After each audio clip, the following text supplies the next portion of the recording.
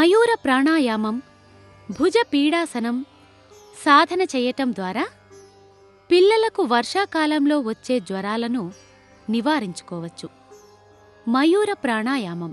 ఈ ప్రాణాయామం సాధన చేయటానికి ముందుగా పద్మాసనం లేదా సుఖాసనంలో సౌకర్యవంతంగా కూర్చోవాలి.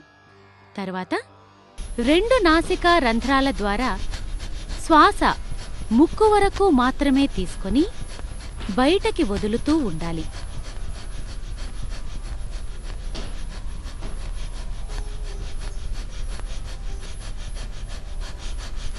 ఇలా ఈ ప్రాణాయామం రోజూ 4 నుండి 8 నిమిషాల పాటు సాధన చేయవచ్చు.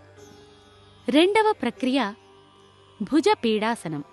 ఈ ఆసనం సాధన చేయడానికి ముందుగా నిలబడి ముందుకు వంగుతూ కుడి చేతిని కుడి కాలి వెనక్కి, ఎడమ చేతిని ఎడమ కాలి వెనక్కి పోనిచ్చి నడుమును కిందకి దించుతూ చేతుల్ని నేలపై దృఢంగా ఆంచి ముందుకు చూడాలి. శ్వాస సాధారణంగానే తీసుకోవాలి.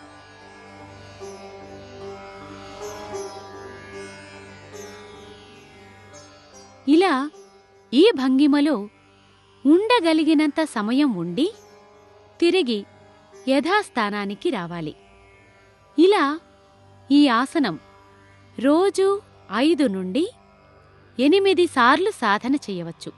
ఈ విధంగా మయూర ప్రాణాయామం, భుజ పీడాసనం పిల్లలచే సాధన చేయించటం ద్వారా పిల్లల శరీరంలోని వాత పిత్త శ్లేష్మ ప్రకృతులు ఉష్ణం సమతుల్యమై వర్షాకాలంలో పిల్లలకు వచ్చే జ్వరాలు నివారించబడతాయి.